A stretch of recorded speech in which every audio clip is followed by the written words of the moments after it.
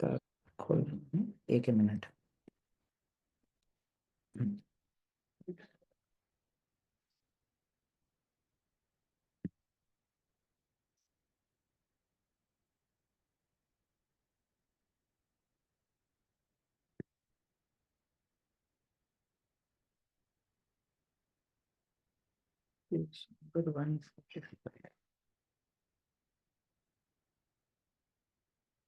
Okay, हरे कृष्णा। अमित प्रभु पढ़ सकते हैं पहले दो पैराग्राफ्स। जी प्रभु जी, हरे कृष्णा, दंडवत प्रणाम।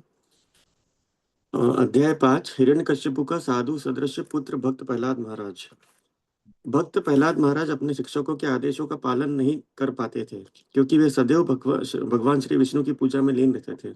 जैसा कि इस अध्याय में वर्णन हुआ है, हिरण्यकश्यपु ने भक्त प्रहलाद महाराज को सांप से डसा कर तथा हाथी के पांव के नीचे डालकर मार डालने का प्रयत्न किया, किंतु फिर भी वह असफल ही रहा। हिरण्यकश्यपु ने गुरु शुक्राचार्य जी के दो पुत्र थे, जिनके नाम षंड तथा अमर थे, जिन्हें भक्त प्रहलाद महाराज को पढ़ाने का भार सौंपा गया था। यद्यपि अध्यापक बालक भक्त प्रहलाद को राजनीति, अर्थशास्त्र तथा अन्य सांसारिक विषयों की शिक्षा देने का प्रयास करते थे, किंतु बालक उनके उपदेशों पर कोई ध्यान नहीं देता था। इसके बदले में वे परम भक्त बने रहे। भक्त प्रहलाद महाराज को भी मित्रों तथा शत्रुओं से भेदभाव करना अच्छा नहीं लगता था। आध्यात्मिक प्रवृत्ति के कारण वे सबके प्रति समान भाव रखते थे। एक बार हिरण्यकश्यपु ने अपने पुत्र से पूछा कि उसने अपने अध्यापकों से कौन सी सर्वश्रेष्ठ बात सीखी है। भक्त प्रहलाद महाराज ने उत्तर दिया कि जो मनुष्य द्वंद्वों की भौतिकवादी चेतना में उलझा रहता है और सोचता है कि यह मेरा है और यह मेरे शत्रु का है, उसे चाहिए कि वह अपना गृहस्थ जीवन त्याग कर श्री भगवान की पूजा करने हेतु जंगल चला जाए। जब ओके, हिरण्यकश्यप एक मिनट। सो अभी यहाँ पे ये 5वां अध्याय है। इसका शीर्षक है हिरण्यकशिपु का साधु पुत्र प्रहलाद महाराज। और हम आगे पढ़ेंगे ही कि कैसे अलग अलग प्रकार से हिरण्यकशिपु को सॉरी प्रहलाद महाराज को हिरण्यकशिपु परेशान करने का प्रयास अ, कर रहे थे, परंतु क्योंकि प्रहलाद महाराज भगवान के पूरे शरणागत थे, तो इसलिए भगवान उनकी हमेशा सुरक्षा करते थे। तो हमेशा भगवान की सुरक्षा जो होती है वो शरीर की ही सुरक्षा होती नहीं है। हाँ, नहीं तो प्रहलाद महाराज का उदाहरण देख के हमने ये नहीं समझना चाहिए कि भगवान हमेशा मेरे शरीर की सुरक्षा करेंगे। भगवान की असली सुरक्षा ये है कि वो हमारी चेतना की सुरक्षा करते हैं। साउंड बहुत कम है, प्लीज। हे कृष्णा, साउंड बहुत बहुत कम है प्रभु जी। साउंड कम है। ठीक है प्रभु जी, आवाज आ रही है प्रभु जी, अब बढ़िया आवाज आ रही है। सही है, सही आ रही है। ओके सही सही है, आवाज आ रही है। ठीक है। ओके, तो क्या कह रहा था मैं? हाँ, तो हमारी जो हाँ, तो भगवान की जो सुरक्षा है वो शरीर की सुरक्षा नहीं होती है, परंतु हमारी आध्यात्मिक चेतना की सुरक्षा होती है। और ये सुरक्षा हमने जाननी चाहिए। सबसे प्रथम चीज जो हमने जाननी चाहिए वो भगवान की इस प्रकार की सुरक्षा है। अगर हम लोग भागवत का 6वां स्कंद देखें, अब ये 7वां स्कंद है। भागवत में 10 तत्वों के बारे में वर्णन हुआ है, जो दूसरे अध्याय के 10वें श्लोक के पहले, दूसरे स्कंद के 10वें अध्याय के पहले श्लोक में आता है। सर्ग अत्र सर्ग विसर्गश्च स्थानम पोषण मूर्तयः। तो 6वां स्कंद था, उसमें पोषण के बारे में वर्णन किया गया था। पोषण मतलब भगवान सुरक्षा कैसे करते हैं। अजामिल का उदाहरण आता है और चित्रकेतु महाराज का, व्रत का उदाहरण है। उन्होंने नारायण बोला था, तो उस नारायण बोलने की वजह से भगवान ने उनकी voice is breaking. yes, yes Prabhu, yes Prabhu, it is breaking. It is breaking, just give me 1 minute. Now is it okay? Yes Prabhu. Okay, and there internet is there, I don't know why. Okay, हाँ। तो मैं बोल रहा था कि जैसे 6वें स्कंद में हम देखते हैं अजामिल की भी कथा है, जहाँ पे भगवान नारायण ने उन्हें केवल उनका नारायण एक बार उन्होंने नाम लिया, एक बार नहीं बहुत बार लिया था वैसे नारायण, परंतु पहली बार जब नारायण बोल दिया था तब भगवान ने उनके सभी पापों से उनको मुक्त कराया था, एक बार नारायण बोल के। उसी प्रकार से चित्रकेतु के बारे में देखते हैं। हाँ, उसको तो शाप मिल गया, असुर बन गया चित्रकेतु, परंतु असुर बनने के बाद भी भगवान ने उनकी चेतना को बनाए रखा। तो भगवान कि यही असली सुरक्षा है। अभी प्रहलाद महाराज का उदाहरण देख के हमने ये नहीं समझना चाहिए, ये नहीं सोचना चाहिए कि भगवान हमें हर परिस्थिति में हमारे शरीर की रक्षा करेंगे। शरीर तो जाना है, कभी ना कभी जाना है, परंतु हमारी चेतना की रक्षा करेंगे भगवान हमेशा, ये हमको समझना है। नीतू माता जी आगे का पढ़ सकते हैं। हरे कृष्णा प्रभु जी, दंडवत प्रणाम।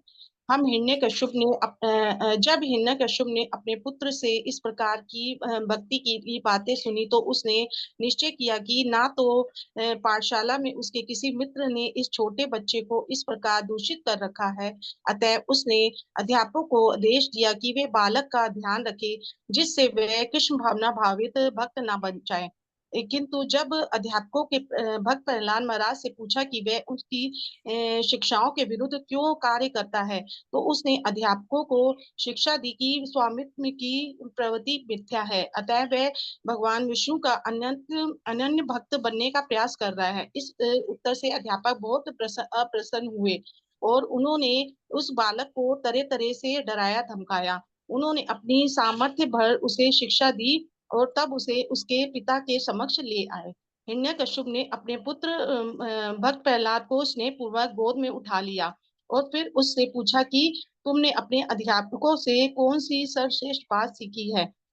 सदैव की भांति भक्त प्रहलाद महाराज ने भक्ति की नवो विद्या यथा श्रवण कीर्तन इत्यादि की प्रशंसा करनी प्रारंभ की। इस पर असुराज हिरण्यकश्यप अत्यंत क्रुद्ध हुआ और षंड तथा अमर्क दोनों अध्यापकों को त्रुटिपूर्वक प्रशिक्षण के लिए प्रताड़ित करने लगा।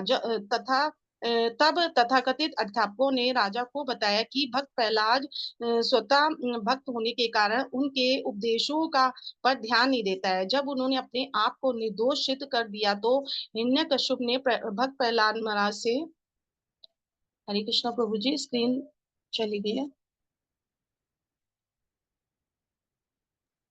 हरे कृष्णा। 1 minute. Yes.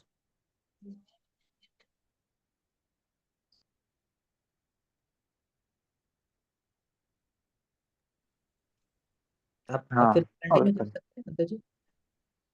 इस उत्तर में हिरण्यकश्यप क्रुद्ध हो गया और उसने भक्त प्रहलाद महाराज को अपनी गोद से फेंक दिया। चूंकि उस विष्णु का भक्त प्रहलाद भक्त बन गया था, उसने जिसने उसके चाचा हिरण्यकश्यप का वध किया था, अतः वह विश्वासघाती था। अतः हिरण्यकश्यप ने अपने सहायकों को आदेश दिया कि उसको मार डाले। उन्होंने भक्त प्रहलाद महाराज पर तीक्ष्ण हथियारों को से प्रहार किया, उसी हाथी के पांवों के नीचे फेंका, उसे नारकीय यातनाएं दो उस पर दी और उस पर्वत के ऊपर से नीचे गिराया और हजारों यत्नों से उसने मारने की कोशिश की, किंतु वे असफल रहे। अतः हिरण्यकश्यप अपने पुत्र भक्त प्रहलाद महाराज से अत्यधिक भयभीत हो उठा। उसने उसे बंदी बना लिया। हिरण्यकश्यप ने गुरु शुक्राचार्य ने के पुत्र भक्त प्रहलाद महाराज को अपने ढंग से पढ़ाते, किंतु वह उनके उपदेशों को नहीं मानता था। जब अध्यापक गण कक्षा में ना तो होते तो वह पाठशाला में कृष्ण भावना व्रत का उपदेश देता और उसके उपदेशों से उसके सारे सहपाठी जो असुरों के पुत्र थे उसी की तरह भक्त बन गए। हरे कृष्ण प्रभु जी। तो अगर हम लोगों को कृष्ण के भक्तों का संग नहीं है तो हमने भक्त बनाने चाहिए।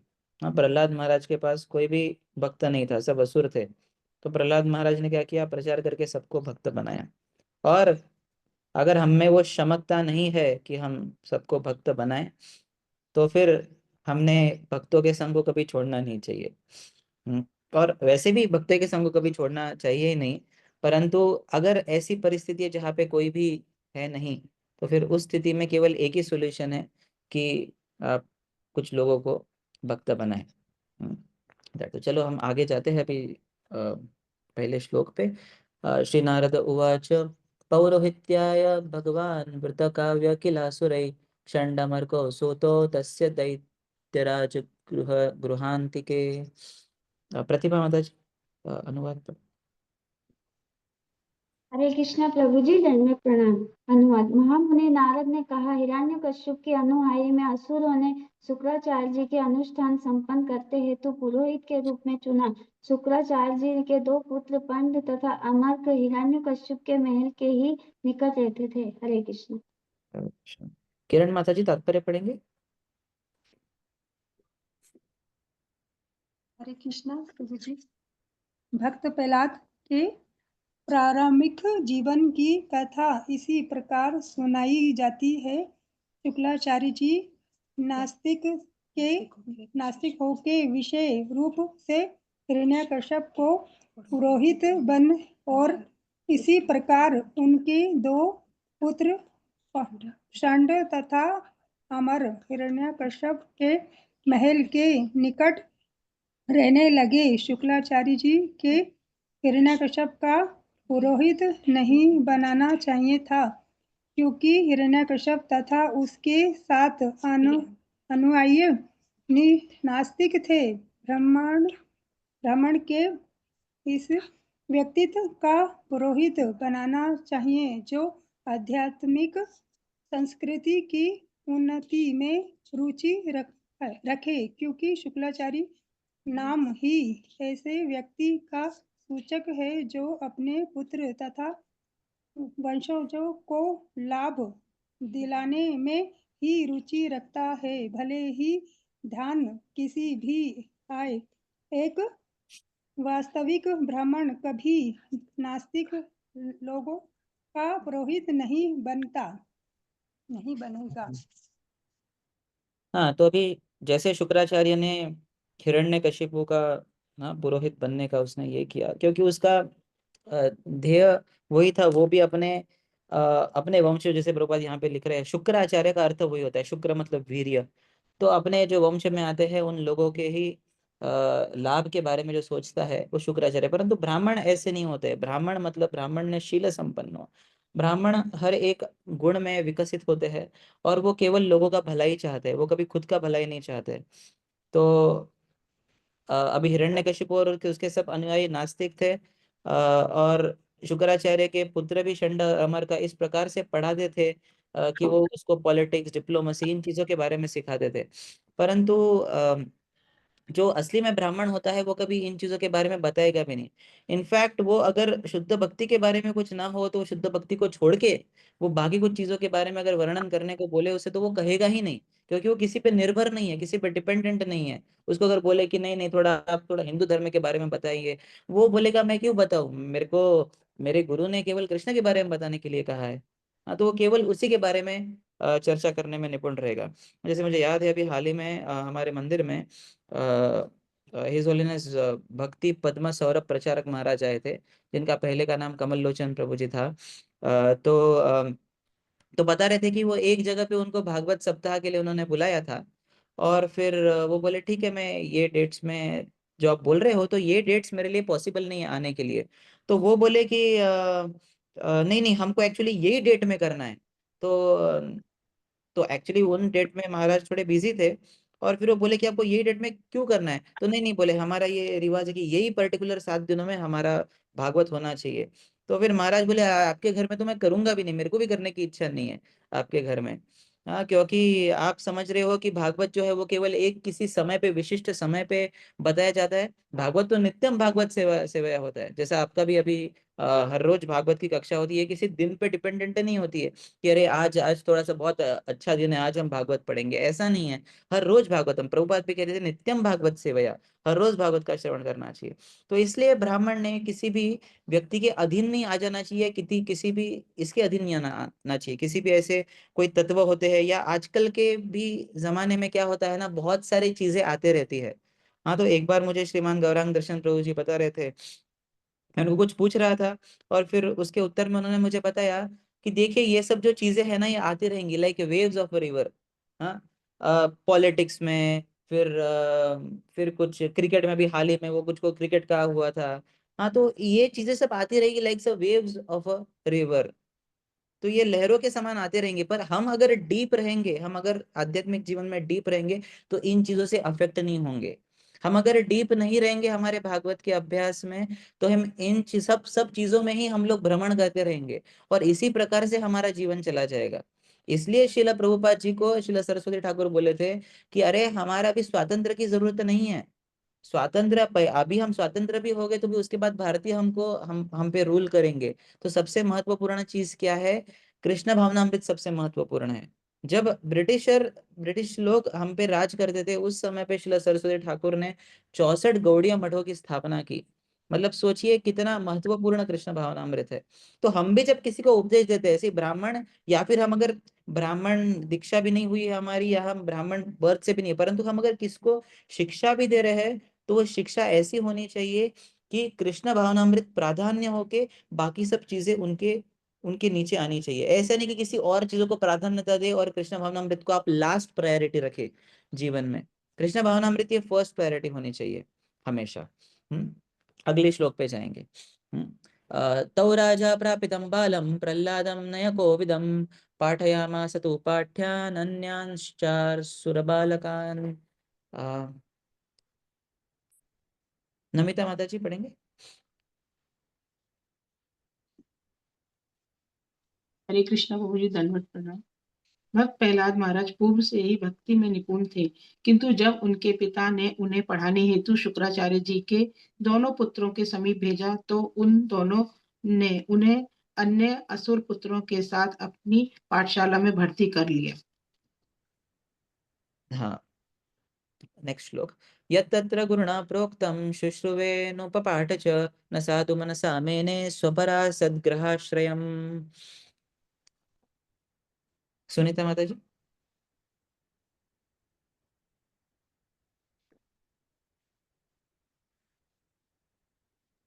हरे कोई कृष्ण अर्जुन? प्रभु जी, दंडवत प्रणाम। हरे कृष्ण।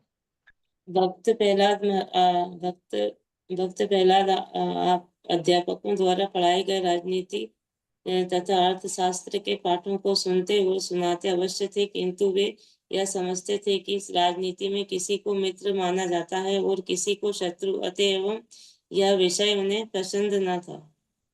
हाँ, तो अभी प्रहलाद महाराज बचपन से ही भक्त थे, तो किसी को मित्र मानना, किसी को शत्रु मानना भक्तों के लिए। और प्रहलाद महाराज की अगर हम प्रार्थनाएं भी देखेंगे ना, 5वें स्कंद में जो उनकी प्रार्थना आते हैं, एक प्रार्थना उनकी 7वें स्कंद में है और एक प्रार्थना 5वें स्कंद में भी आती है।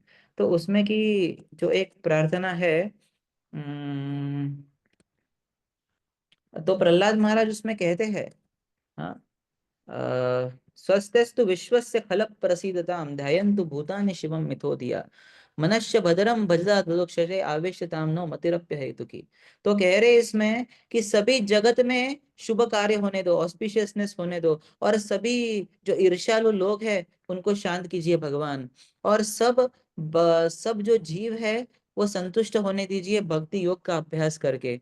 क्योंकि अगर वो भक्ति योग का अभ्यास करेंगे तो हर एक के वेलफेयर के बारे में, हर एक के शुभ के बारे में चिंतन करेंगे। तो इसलिए सभी हम लोग भगवान के बारे में सोचना चाहिए। तो ये उनके प्रार्थनाएं है जो ये 5वें स्कंद में नरसिम्हा देव भगवान को कर रहे हैं। तो ये प्रहलाद महाराज जिनकी ये चेतना है, जब वो ऐसे राजनीति के बारे में सोचे सुनेंगे, तो उनको निश्चित ही उनको अच्छा नहीं लगेगा। अर्जुन प्रभु तात्पर्य पढ़ सकते हैं। तात्पर्य। राजनीति में एक वर्ग के मनुष्यों को शत्रु और दूसरे वर्ग वालों को मित्र माना जाता है। राजनीति की सारी बातें इसी दर्शन पर आधारित है और संपूर्ण विश्व विशेषतः आजकल इसी में उलझा हुआ है। जनता को मित्र देशों तथा मित्र वर्गों या शत्रु देशों तथा शत्रु वर्गों से ही मतलब रहता है। किंतु जैसा कि भगवद गीता में कहा गया है, विद्वान व्यक्ति कभी भी शत्रुओं तथा मित्रों में भेदभाव नहीं बरतता। विशेषतया भक्तगण मित्र या शत्रु नहीं बनाते। भक्त यह देखता है कि प्रत्येक जीव कृष्ण का अंश है, मामे वांशो जीव भूत। अतएव भक्त शत्रुओं तथा मित्रों को कृष्ण भावनामृत की शिक्षा देने का प्रयत्न करके दोनों के साथ समानता का व्यवहार करता है। निसंदेह नास्तिक लोग शुद्ध भक्तों के उपदेशों का पालन नहीं करते, उल्टे वे भक्त को अपना शत्रु मानते हैं। किंतु भक्त ना तो कभी मित्रता करता है न शत्रुता। यद्यपि प्रहलाद महाराज को षंड तथा अमर्क के उपदेश सुनने पड़ते थे, किंतु उन्हें मित्रों तथा शत्रुओं की यह विचारधारा जो राजनीति का मूल आधार है पसंद न थी। वे इस विचारधारा में रुचि नहीं रखते। तो जो भक्त होते हैं वो कभी राजनीति नहीं करते हैं। जैसे मेरे गुरु महाराज हमेशा कहते हैं, जो उनको पहली चीज जो उनको अच्छी नहीं लगती है वो है राजनीति। और भक्तिमय जीवन में आने के बाद भी कभी कभी वो भावना जो है, राजनीति की भावना, वो रह सकती है जहाँ पे हम किसी, हमारे कोई सहपाठी या हमारे कोई गुरु भाई गुरु बहन है, उनके बारे में कुछ तो एक तीसरे भक्त को बता देना या किसी वरिष्ठ को बता देना, जिससे उनके बारे में अच्छा फीडबैक ना जाए, या फिर कुछ इस तरह से बर्ताव करना जिससे हमें कोई पोस्ट या पोजीशन का लाभ मिले, हमें कुछ पदवी मिले और दूसरों को पदवी ना मिले, ये सब चीजें, या फिर किसी के बारे में कुछ तो खोट निकालना और ये सब करना, तो ये सब भी होता है, इसको राजनीति कहा जाता है। तो अगर हमें भक्त, या फिर ऐसा भी सोचना कि यहाँ पे ये देखिए, यहाँ पे लिख रहे हैं, यहाँ पे निस्संदेह नास्तिक लोग शुद्ध भक्तों के उपदेशों का पालन नहीं करते, उल्टे हुए भक्त को अपना शत्रु मानते हैं। हाँ, कभी कभी भक्ति में जीवन में आने के बाद भी ऐसा हो जाता है कि हम लोग किसी वरिष्ठ के बारे में जो हमें हमें ही उपदेश कर रहा है, हम सोचेंगे कि अरे ये मुझे ऐसा उपदेश क्यों कर रहा है, करके मेरा मित्र है कि शत्रु है। और पहले लगता है, पहले पहले जब नए आते हैं भक्ति में, तब लगता है अरे नहीं नहीं नहीं, बहुत अच्छे हैं प्रभु जी या माता जी। फिर वही प्रभु जी या माता जी की तरफ हमारा जो दृष्टिकोण है देखने को बोलता है, अरे हमारे हमारे से वो थोड़ा पार्शियलिटी कर रहे हैं, इनको ज्यादा भेदभाव कर रहे हैं, इनको ज्यादा, वो ज्यादा इनकी सराहना करते हैं, मुझे कभी चांस नहीं देते हैं, उनको ही चांस देते हैं, हमें इतना आगे नहीं लाते हैं वो। तो ये भावना अगर हम रखेंगे हमारे भक्तिमय जीवन में, तो फिर क्या होगा कि हमें, उससे हमको ही परेशानी होगी और हम लोग ही अंदर अंदर जलेंगे और हम लोगों की प्रगति में बाधा या अड़चन आएगी।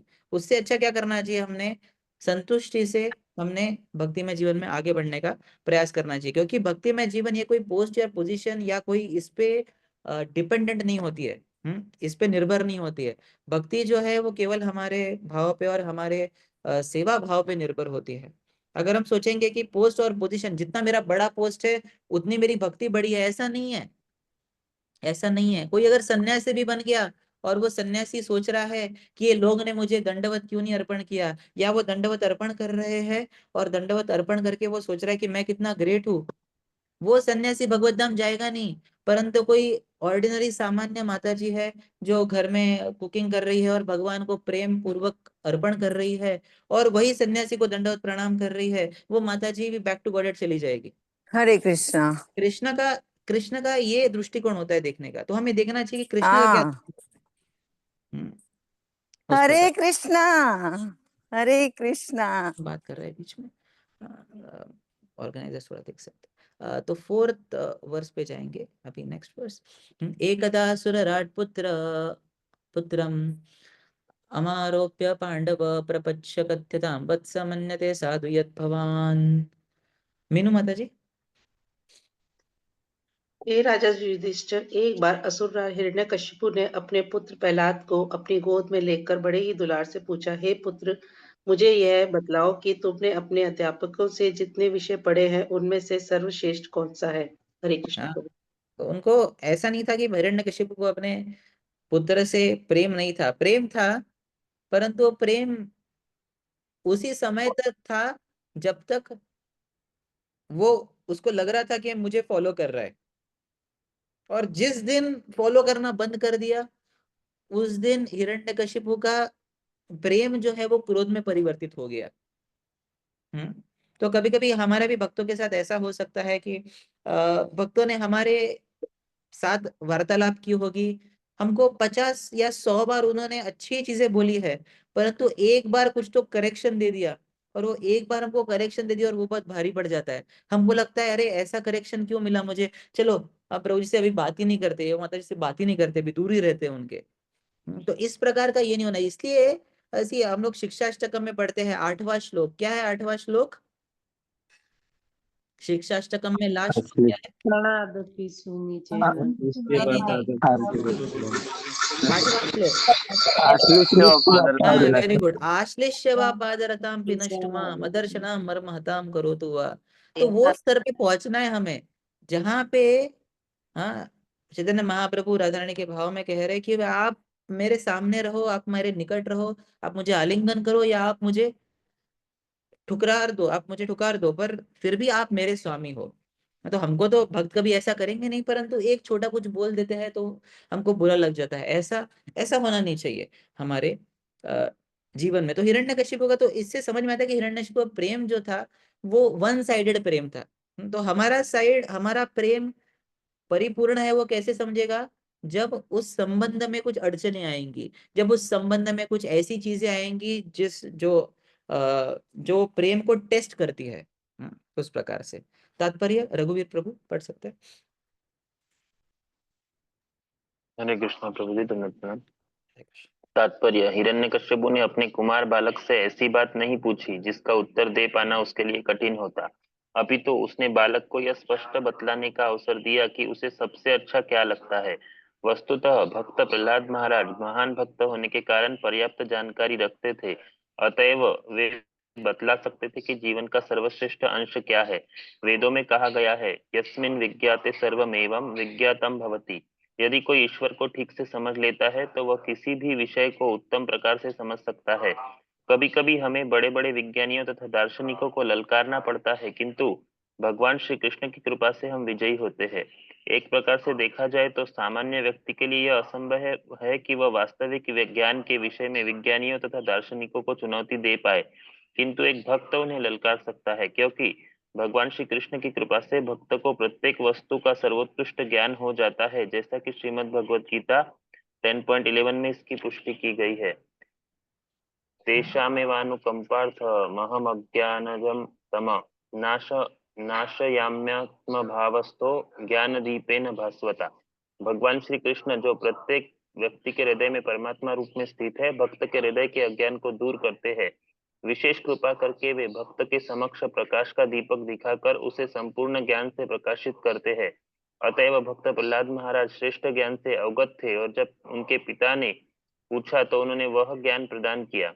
इस भक्त प्रहलाद महाराज अपने प्रबुद्ध कृष्ण भावनामृत के कारण कठिन से कठिन समस्या का समाधान करने में समर्थ थे, अतएव उन्होंने इस प्रकार उत्तर दिया।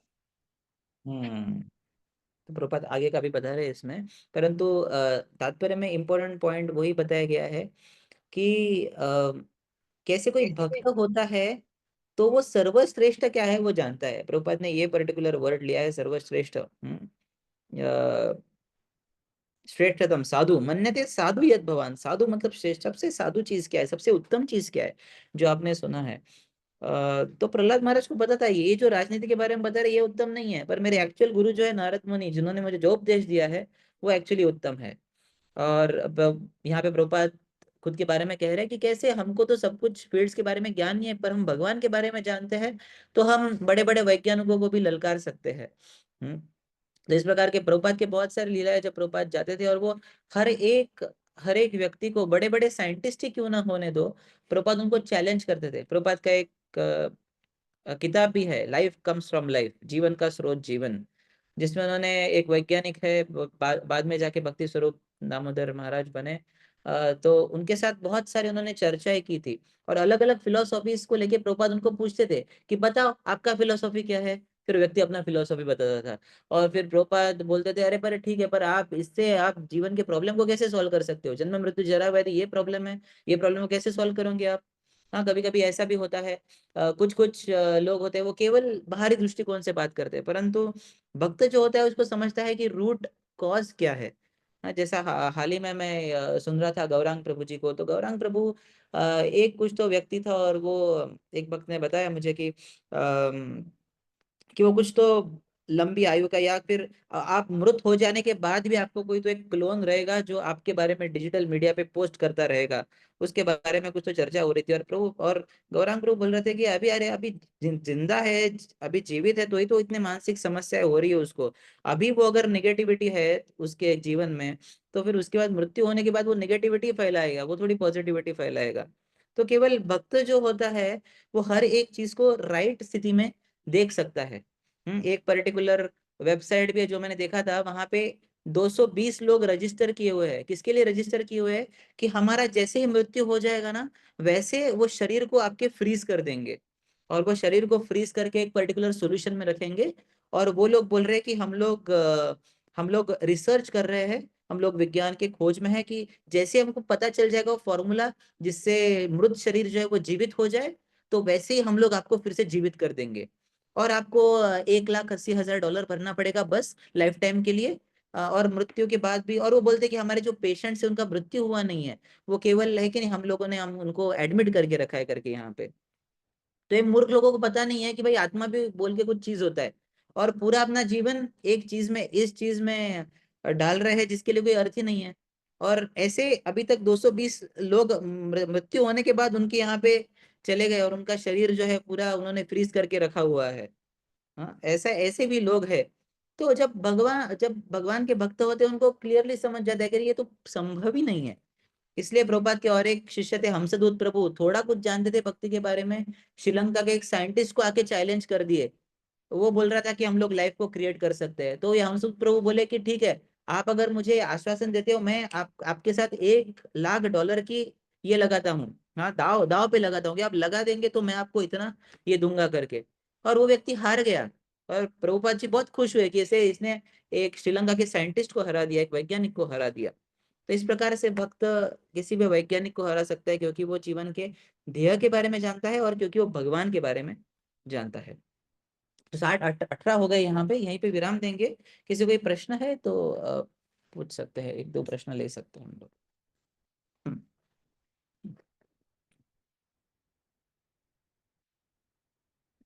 कोई प्रश्न है किसी को?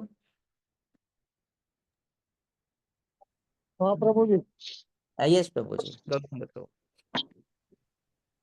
प्रभु जी मेरा क्वेश्चन थोड़ा सा ये था कि जैसा कोई मुक्ति धाम को चला जाता है तो हाँ प्रभु जी सूतक कितने दिन तक रखना चाहिए प्रभु जी? थोड़ा पूजा पाठ कब तक नहीं करना चाहिए प्रभु जी? सी, जब तो हम नियमित प्रकार से कर सकते हैं, तो जब के लिए कोई बाधा नहीं है, जब तो करना ही चाहिए। अभी पूजा पाठ करने का ये आया अगर, तो सी अगर आपको पूर्ण विश्वास है भगवान में, तो बस 3 दिन के लिए अगर आप थोड़ा नहीं हो तो चलेगा, उसके बाद से आप कर सकते हो। कोई इसमें समस्या नहीं। आपके जो अथॉरिटीज है उनको डिटेल में पूछ के आपके साइड में क्या रूल्स एंड रेगुलेशंस है वो पालन करके फिर उसको फॉलो कर सकते हो, ठीक है ना। पर ऐसा भक्त के लिए कोई ऐसा ये नहीं है, ऐसा ठोस तरह से ऐसा कोई नियम है नहीं। परंतु आपको वो गृहस्थ आश्रम में जो भी होते हैं उनको फिर बाकी समाज का भी देखना पड़ता है, तो आप आपके पर्टिकुलर सिचुएशन के अनुसार आपके वरिष्ठों को जो आपको गाइड कर रहे हैं उनको अप्रोच कर सकते हैं इसके बारे में। हरे कृष्ण, धन्यवाद। मुकुल प्रभु। हरे कृष्णा प्रभु, धन्यवाद प्रणाम। हरे कृष्ण प्रभु, जैसे आपने बताया कि जैसे जो वैज्ञानिक है उनको भी हम लाइक हरा सकता है एक भक्त, बट जैसे हम देखते हैं कि उतना हम अपने सिद्धांत के प्रति या अपनी जो फिलोसॉफी उसके प्रति इतना कन्विक्स नहीं हो पाते, तो कैसा मतलब हम उसमें मतलब इतना स्ट्रांग बने कि किसी के भी क्लेम को रिफ्यूट कर सके इजीली? उसके लिए हमको प्रभुपाद के किताबों का और प्रभुपाद के प्रवचनों का नियमित रूप से श्रवण और पठन करना पड़ेगा। जितना हम पठन करेंगे, जितना हम देखेंगे कि प्रभुपाद ने कैसे इन वैज्ञानिकों को डिफीट किया है, और कैसे बहुत सिंपल आर्ग्यूमेंट देते थे श्रील प्रभुपाद जी, और प्रभुपाद उनको डिफीट कर देते थे। वो लोग पूछते थे कि अरे अरे हमको हम अभी जीवन बनाने वाले, हम अभी जीवन का निर्माण करने वाले हैं। प्रभुपाद बोलते थे पोस्ट डेटेड चेक मत दीजिए मुझे, मतलब आज मैं आपको बोलूं मुकुल प्रभु को कि अरे मैं आपको 2080 का चेक देता हूँ, है कि नहीं, 2080 वर्ष का, और मैं बोलता हूँ कि 2080 में मैं आपको 1 करोड़ रुपए दूंगा। आप बोलेंगे अरे प्रभु जी वो इतने साल बाद का देखिए, अभी फायदा क्या है, अभी बताओ अभी कितना दे सकते हो आप। तो उसी प्रकार से प्रभुपाद जी वैज्ञानिकों को बहुत आसान तरह से डिफीट करते थे, क्योंकि उनको, हाँ क्योंकि वो कृष्ण के बारे में जानते थे। हाँ वो जानते थे हम्म, कि कृष्ण भावनामृत में जो है उसको कोई भी काइंड ऑफ परास्त नहीं कर सकता है। तो हम लोग उसमें और मतलब प्रभुपाद के जो वचन है और प्रभुपाद के जो प्रीचिंग का स्टाइल है उसको हमने देखना चाहिए और उसको फॉलो करने का प्रयास करना चाहिए। और इसी क्या क्या होगा ना, जैसे हम आगे चलते जाएंगे तो हमें भी भगवान वो इंटेलिजेंस देंगे, डिफीट करने के लिए। ठीक है प्रभु। जी प्रभु, thank you. Hare Krishna. Thank you. Hansraj Prabhu. Hare Krishna प्रभु जी, दंडवत प्रणाम। हरे कृष्ण। प्रभु जी, जैसे भगवत गीता पढ़ते हैं या प्रभुपाद जी की छोटी छोटी किताबें पढ़ते हैं, हम्म, तो प्रभु जी जब हम पढ़ते हैं तो कुछ समय बाद भूल जाते हैं। हम्म। तो क्या हम ऐसा कर सकते हैं कि एक ही चैप्टर को हम 10 दिन, 15 दिन, 20 दिन पढ़ें, तो जिससे वो हमको याद भी रहे कि हमने क्या पढ़ा है? से कर सकते हैं, परंतु उससे फिर आगे जाके थोड़ा सा आपका ये नहीं लगना चाहिए आपको कि अरे बाकी के मेरे किताबें कंप्लीट नहीं हो रही है। तो वो भी एक रहता है ना कि अरे किताबें थोड़ी कंप्लीट भी हो। तो अगर वैसा है तो फिर क्या कर सकते हैं, जब हम एक बार पढ़ रहे हैं तो फास्ट पढ़ के कुछ इंपॉर्टेंट पॉइंट नोट डाउन कर सकते हैं, किसको अंडरलाइन कर सकते हैं। और जब सेकंड टाइम पढ़ रहे हैं तो वो सिर्फ वो पॉइंट जिसको हमने अंडरलाइन किया हुआ है और जो आपको एकदम स्ट्राइकिंग लगे थे उनके पास जा सकते हैं। मतलब क्या होगा कि आपका क्वांटिटी में भी आपको लगेगा कि कुछ किया है करके, और उसके साथ साथ क्वालिटी भी होगा। और फिर उसके साथ साथ थोड़ा रिवाइज भी कर सकते हैं। तो भूले ये प्रॉब्लम नहीं है, भूलना प्रॉब्लम नहीं है, प्रॉब्लम है न पढ़ना। सी अगर बढ़ते रहेंगे तो कुछ ना कुछ तो आ जाएगा, कुछ ना कुछ तो स्टिक रहेगा। हाँ, जैसे मैंने अभी बिल्कुल वो सही बात। पढ़ा तो मुझे वो श्लोक याद आ गया। क्यों श्लोक याद आ गया? क्योंकि ऐसा नहीं कि मैं वो अभी पिछले 2 महीने में भी वो मैंने वो श्लोक रिसाइट नहीं किया होगा अभी जो आपको अभी दिखाया, पर एकदम से वो जी ट्रांसलेशन पढ़ा तो याद आ गया, क्योंकि पहले कभी तो भी पढ़ा था, राइट। जी जी जी। और वो स्ट्राइक हुआ था मुझे वो वाला श्लोक। तो जैसे हम लोग ऐसा करते जाएंगे तो फिर हाँ, इट विल हेल्प अस। ठीक है। थैंक यू प्रभु जी, हरे कृष्णा, दंडवत प्रणाम। हरे कृष्ण। दीपिका माता जी। हरे कृष्णा प्रभु जी, दंडवत प्रणाम। प्रभु जी, मेरा अध्याय 4 से है, अध्याय 4 श्लोक नंबर 36 से, कि उसमें ऐसे प्रोपोट में तात्पर्य में लिखा है प्रभुपाद जी ने कि भगवान कृष्ण के प्रति अनुरक्ति अपनी पूर्व भक्ति के कारण स्वाभाविक थी प्रहलाद महाराज की। तो उन्होंने पूर्व में कौन से कैसे भक्ति क्या हुआ प्रभु जी, वो बताइए थोड़ा। Prahlad Maharaj heart was always filled with thoughts of Krishna, यही ना? लास्ट लाइन है क्या? Last line, second last line?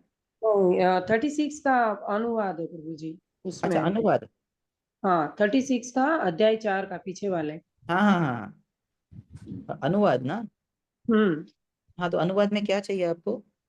ऐसे लिखा हुआ है कि भगवान कृष्ण के प्रति उनकी अनुरक्ति अपनी पूर्व भक्ति के कारण स्वाभाविक थी। तो पूर्व भक्ति अच्छा, लिखा पूर्व हुआ है तो पूर्व प्रहलाद। भक्ति के कारण स्वाभाविक थी। हाँ, ओके। तो प्रहलाद महाराज ने पहले भी और कुछ जैसे कि भक्ति में ऐसे कुछ किया था, पूर्व भक्ति का क्या मैंने तात्पर्य? एक एक वर्णन पढ़ा है, एक इधर तो नरसिम्हा पुराण में आता है, और जीव गोस्वामी शायद से भक्ति संदर्भ में भी लिखते हैं कि प्रहलाद महाराज उनके पिछले जन्म में क्या हुआ कि वो एक ऐसे जंगल में रहते थे, और एक समय पे नरसिम्हा चतुर्दशी थी, और उस दिन क्या हुआ कि उनको कुछ मिला नहीं तो उनसे वो उपवास हो गया। ओके। और वो उपवास हो जाने के कारण वो लाइक, क्योंकि नरसिम्हा देव, तो नरसिम्हा देव बहुत प्रसन्न हो गए उनपे, हम्म। और नरसिम्हा देव प्रसन्न होने के कारण उनको नरसिम्हा देव की कृपा मिल गई। तो ये एक मुझे ज्ञात है जो चीज है। और भी अगर नारद मुनि भी बोलते हैं ना कि जब वो ये लेते, और एक चीज मैंने सुनी हुई है कि जब हिरण्यकशिपु तपश्चर्या भी कर रहे थे, हाँ, तब तब उस टाइम पे कोई तो एक पैरट या ये आके उनको लाइक भगवान के बारे में बोल रहे थे, तो इसलिए जो पुत्र हुआ वो भगवान का एक भक्त हुआ करके, ऐसा उस समय में, उस समय में। तो ये 2 रेफरेंसेस है जो मुझे पता है उनके पूर्व अभ्यास के बारे में। और नारद मुनि भी स्वयं कहते हैं कि अरे कयादु के ये गर्भ में जो पुत्र है ये एक भक्त है। तो इंद्र एक्चुअली उसको मारने वाले थे, वो गर्भ के पुत्र को। बोले हिरण्यकशिपु इतना डेंजरस है, उसका पुत्र कितना डेंजरस रहेगा। नारद मुनि बोले नहीं, पुत्र डेंजरस नहीं है, पुत्र बहुत बड़ा भक्त होने वाला, तो पहले से ही प्रेडिक्टेड था। तो भगवान के भक्त भी बोल रहे हैं। ये और एक रेफरेंस है उसके लिए। ठीक है माता जी। Okay, thank you Prabhu ji. Hare Krishna. ला देनी शक्ति माता जी।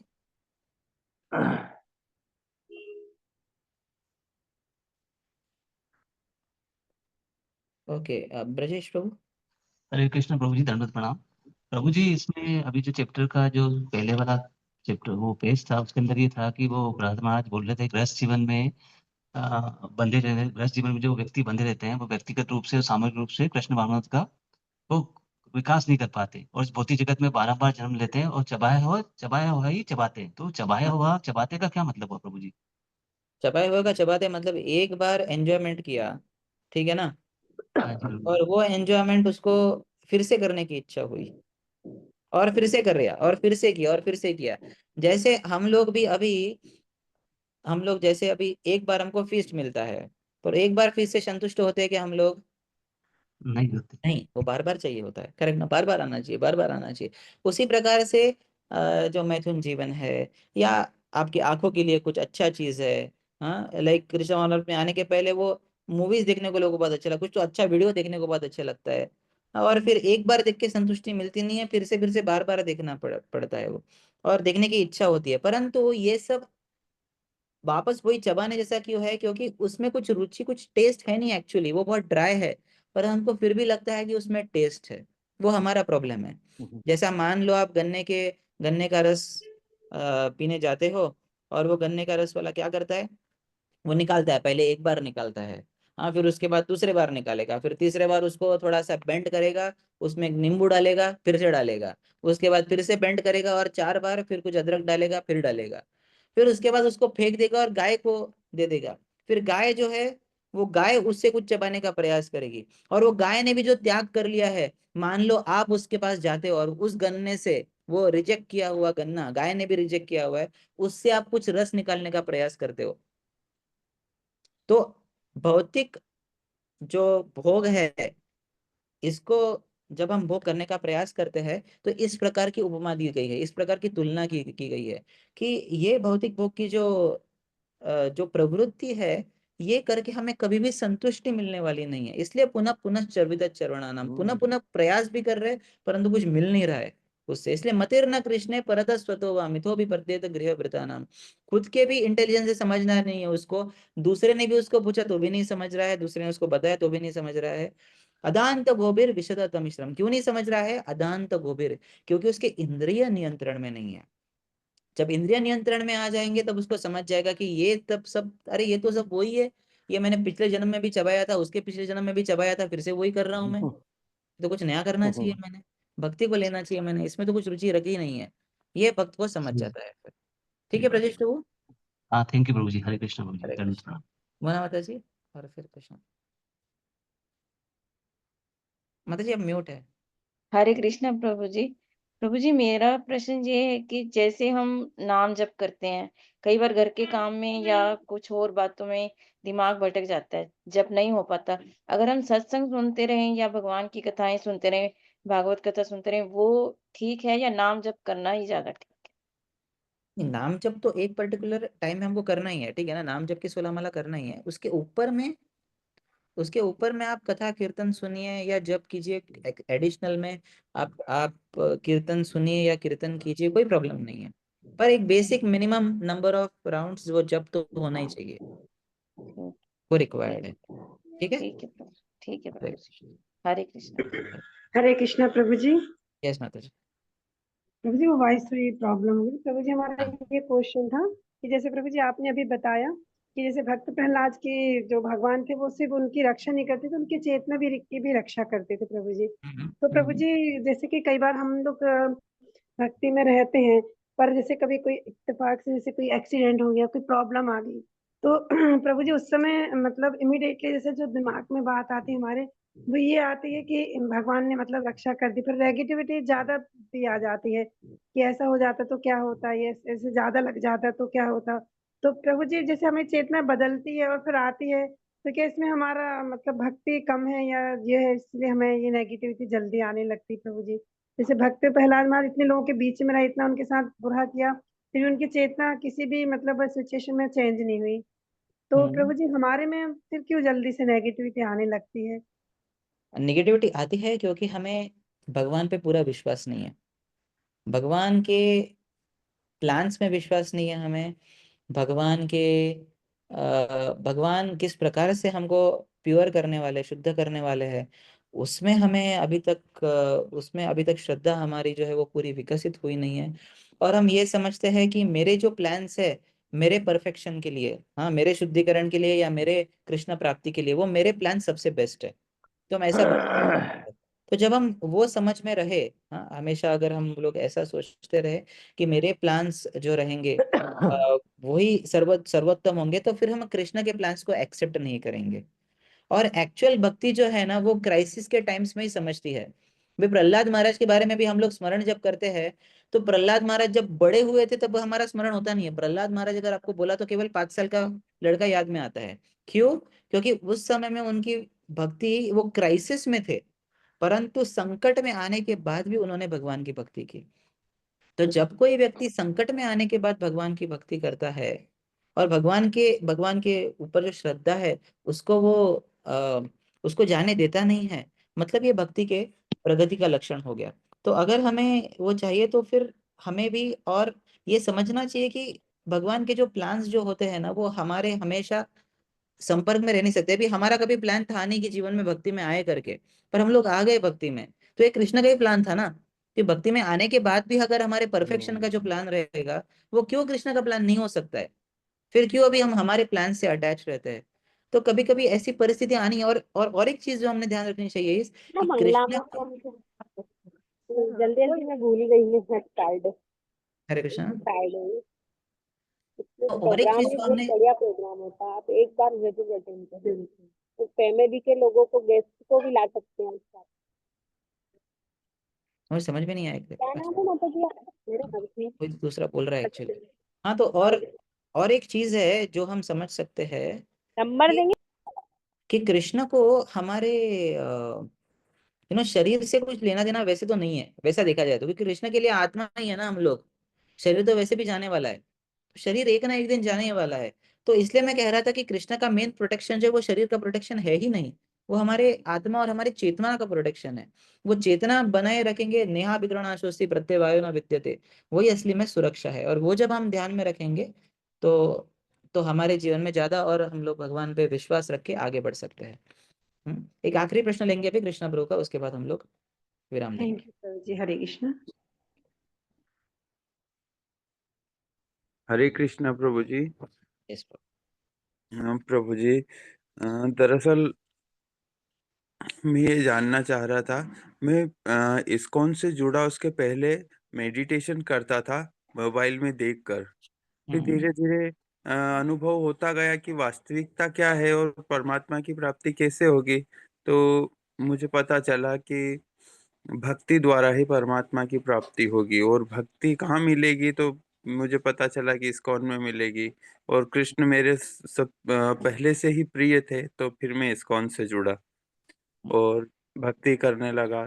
तो मेरे को ऐसे 2-3 साल हो गए इस्कॉन से जुड़े हुए, परंतु मैं 6 महीने से 16 वाला चैटिंग करने लगा।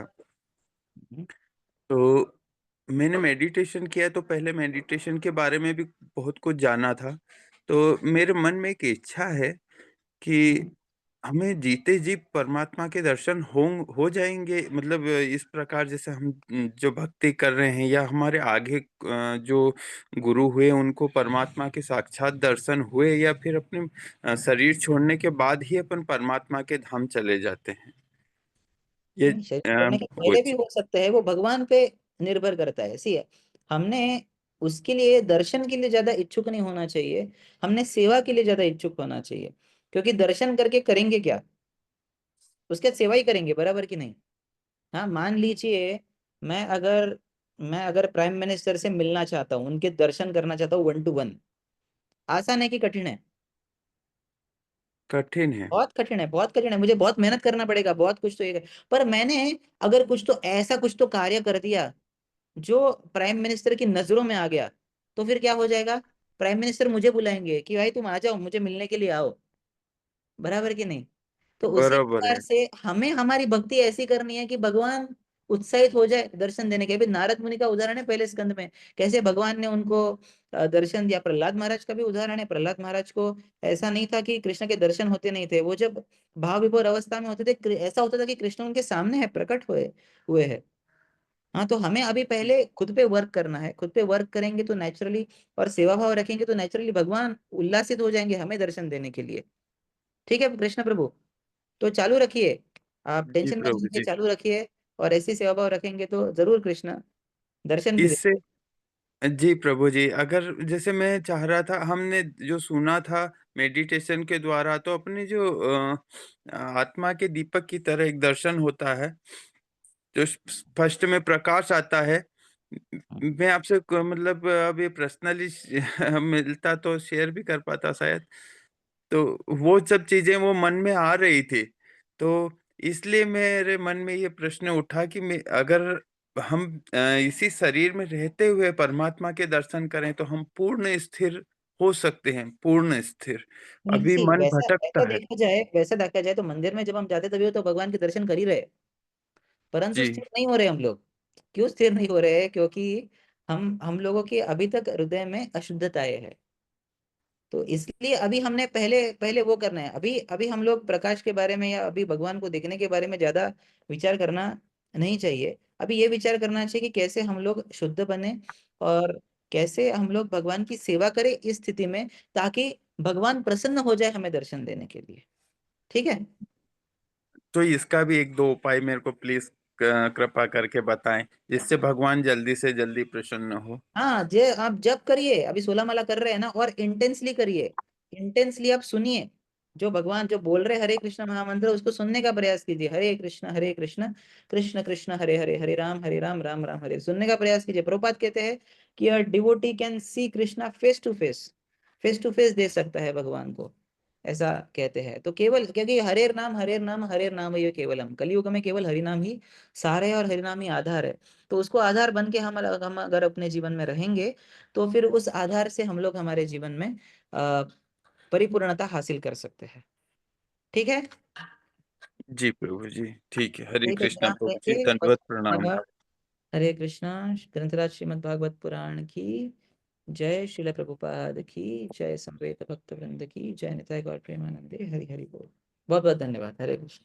हरे कृष्ण। कृष्णा।